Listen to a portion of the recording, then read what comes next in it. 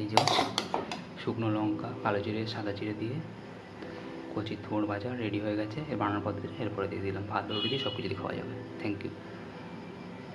যে গ্যাস গরম হয়ে গেছে, কড়াই গরম হয়ে গেছে, শুকিয়ে গেছে, তেল দিয়ে দিলাম। তেলটাকে এবার ভালো করে, অল্প জল ছিল অনেক কমতে, কড়াইয়ের চারদিকে লাগিয়ে দেবো, ঠিক আছে।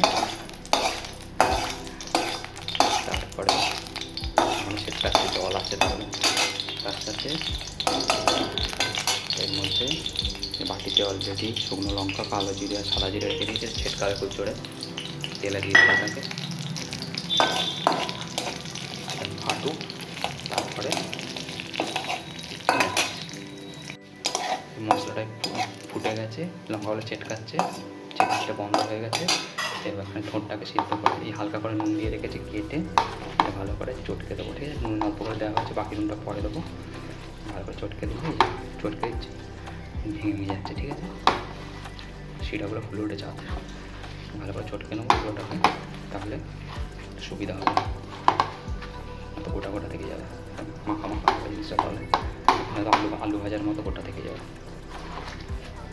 ঠিক আছে। তেলটা মানে কমিয়ে দিয়েছি, তাহলে ফোড়নটা ফুটছে,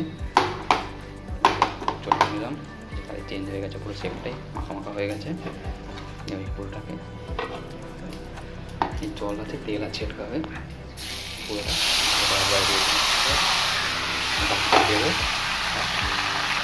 হাতে দেবো, ভালো করে লঙ্কাটা পুড়ে যাচ্ছে, ভালো করে মিশিয়ে দেবো। এখন সাদা হয়ে যাচ্ছে, কারণ হলুদ আর গুঁড়ো লঙ্কা দেওয়া হয়নি কিছু। গ্যাসটা অল্প করে বাড়িয়ে দিলাম, ঠিক আছে। ভালো করে মিশিয়ে দেবো, এই যে ভালো করে মিশিয়ে নিলাম।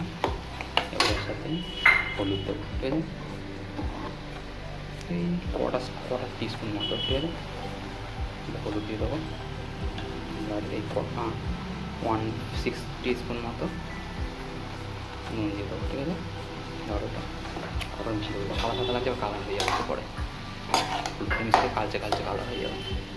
গ্যাসটা কমিয়ে দাও একটু, অপরে আগুন একদম কমিয়ে দাও, একদম কমিয়ে দাও, পরে বাড়াবো। ভালো মিশিয়ে নিই, হাতে খুব আগুন লাগছে। আর ঠোঁটটা কচি ছিল বলে একদম মিশে মাখা মাখা হয়ে গেছে। শক্ত হলে, গোড়ার দিকে হলে ভালো হতো না, যাতে ধোঁয়া বেরোচ্ছে, কালচে কালচে হয়ে যাচ্ছে। এই ভালো করে মিশাই, তারপরে খাচ্ছি। এই যে ভাজা ভাজা হয়ে কালো হয়ে গেছে, হলুদ দেওয়ার ফলে লঙ্কা দেওয়ার জন্য। এবার অল্প করে চিনি দিয়ে দেবো, ঠিক আছে। এই যে বেশি না, অল্প 1/4 টিস্পুন মতো, আর না, ঠিক আছে। ভালো করে মাখিয়ে দেবো, তাহলে মিষ্টি মিষ্টি হবে, তো কসকস হাতটা কেটে যাবে, ঠিক আছে। এই যে এসছে, ভাজা হোক, চিনিটা গুলে যাবে, আর 2 থেকে 5 মিনিট মতো নাড়বো, 2 থেকে 3 মিনিট মতো। তলা দিক থেকে কালচে কালচে, ওপরে সাদা ভালো করে নাড়া হোক, তারপরে দেখাচ্ছি। এই যে গরম গরম কালচে কালচে হয়ে গেছে, কচি থোড় ভাজা রেডি হয়ে গেছে। এটা রুটি বা ভাত সব কিছু দিয়ে খাওয়া যাবে। ওপর থেকে ধোঁয়াটা যাক, তারপরে দেখাচ্ছি। এই যে এত ধোঁয়া উঠছে, পরিষ্কার দেখা যাচ্ছে না, ঠিক আছে। ভালো লাগলে লাইক করে নিন, সাবস্ক্রাইব করে নিন। Next one, thank you for watching this one. See you next one, good bye.